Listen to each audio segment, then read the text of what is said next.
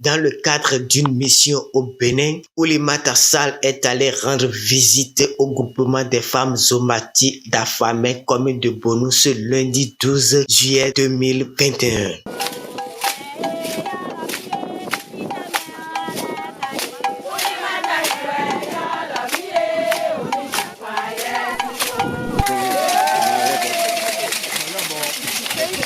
Elles ont reçu une délégation du programme des Nations Unies pour le développement PNUD, composée de son représentant résident au Bénin, Aoulé Mohamed Absi, de la directrice régionale Afrique de l'Ouest et du centre l'ONU Femmes Oulimata Sall, de la représentante de PNUD résidente de la Sierra Leone Jérônime Seteme Mombo. La directrice régionale ONU Femmes Afrique de l'Ouest et du centre s'est réjouie de l'effort conséquent fourni par les femmes du groupement Somati Yakobo. Merci pour la mobilisation et surtout on est très fiers de vous pour tout ce que vous faites parce qu'on sait que la femme béninoise est une femme qui travaille et que vous êtes un exemple dans toute la sous-région. Et aujourd'hui on est venu voir ce que vous avez fait, vos réalisations et comme elle l'a très bien dit, comment dupliquer, multiplier ça dans d'autres régions, dans d'autres communes pour que toutes les femmes vraiment puissent elles-mêmes trouver leur autonomisation à travers leurs activités. Après l'étape de Bonou, Oulimata Sall s'est ensuite rendu toujours dans son périple de ce lundi 12 juillet 2021 chez les femmes du marché international de Dantokwa pour s'enquérir de leurs difficultés. Je suis venue au Bénin voir les femmes béninoises parce que vous êtes connues dans toute la sous-région par votre dynamisme, par le fait que vous soyez des businesswomen, que vous êtes dans le commerce, tout le monde vous connaît. Et on sait que toutes les femmes commerçantes ont des contraintes, que ce soit au niveau des frontières, que ce soit au niveau des financements. Je suis venue m'enquérir au niveau du Bénin parce que ONU Femmes n'est pas au Bénin. On n'est pas représenté. Et je tiens à dire que nous ne sommes pas au Bénin parce que le Bénin n'a jamais demandé. Les femmes de Dantokwa ont tour à tout pris la parole pour exprimer à Oulimata Sall quelques doléances au nom des femmes commerçantes. Au microfinance, nous voulons des aides vraiment financières. Parce que si on n'a pas, il y a beaucoup de femmes parmi nous qui ont des projets, mais qui n'ont pas de l'argent pour pouvoir travailler. Ça là aussi, c'est un grand problème pour nous, ça agit sur nous.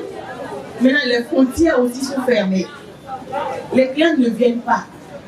Et maintenant, à l'aéroport ici, il y a un problème de 55 000, de 52 000, de 53 000 qui fait repartir les gens. Les gens viennent, ils repartent, ils ne rentrent pas dans le pays. On ne les voit pas.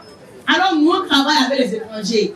Oulimata Sall exhorte les femmes battantes du grand marché d'Antokwa à conjuguer leurs efforts pour le triomphe de l'approche genre et de l'égalité des chances au Bénin.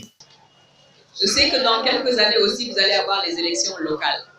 Combien de femmes maires vous avez? Très peu. 4 sur 77. Et alors que vous toutes dans cette salle-là, vous êtes des femmes leaders. Vous aurez pu être au conseil municipal, vous aurez pu être maire. Il y en a parmi vous là, vous êtes capable d'être ministre. Est-ce que vous pensez que vous êtes capable d'être ministre?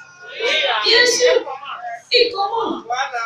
Donc le problème de la représentativité, c'est un chantier que vous devez relever. Après l'étape de Bonou et du marché d'Antokwa, c'est le tour des femmes de leaders d'échanger avec Oulimata Sall dans la salle de conférence du Bénin Royal Hotel sur les thématiques liées à l'autonomisation de la gente féminine. La présidente Huguette Apologandosa a délivré un message de bienvenue au nom des femmes à Ouline Bénin. Madame la directrice régionale, votre arrivée au Bénin, au lendemain du forum Génération Égalité, qui s'est déroulé à Paris, n'est pas un hasard. Et je voudrais vous dire que les femmes et les jeunes femmes béninoises l'ont préparé, l'ont vécu avec beaucoup de sérénité. Elles se préparent à faire le suivi des engagements pris par nos gouvernants et se préparent à mettre en œuvre les résolutions prises par les aînés que nous sommes, tant au niveau régional avec Aouline Région qu'au niveau national avec les organisations qui ont travaillé à divers niveaux sur toute l'étendue du territoire national pour accompagner l'autonomisation et le renforcement des capacités des jeunes femmes leaders, surtout la mobilisation des ressources en vue de la réalisation effective des ODD. Cette séance interactive de travail riche en histoire a aussi été un véritable moment de plaidoyer et de communication. Pour changer les choses, il vous faut 5 choses à pousser en même temps. Numéro 1, il faut changer les politiques publiques. Donc, il faut changer la loi. Dans tout ce que vous faites, tout ce qu'on a dit depuis le début, là, il y a un pied là qui est dans le gouvernement. Donc, les politiques publiques, il faut les changer. La deuxième chose qu'il faut, sur quel bouton il faut appuyer, c'est tout ce qui est capacité. Nos capacités, notre développement personnel, mais aussi les capacités des autres. N'est-ce pas?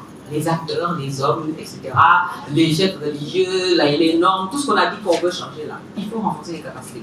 Donc, policies, skills. Troisième point, bouton sur lequel il faut appuyer, c'est l'argent. Le nerf de la guerre, c'est le financement. Donc, toutes les brillantes idées que vous avez, il faut toujours vous poser la question, qui va payer? Quatrième point, pour les femmes, accès à l'information. Ça fait partie de la stratégie. Est-ce que tout le monde est au courant? Comment on va s'assurer que cette information-là est disséminée? Donc, l'accès à l'information, c'est votre quatrième bouton. Le cinquième bouton de la transformation dans tout ce qu'on fait, c'est l'énergie, c'est l'eau, c'est le numérique et bien évidemment les routes.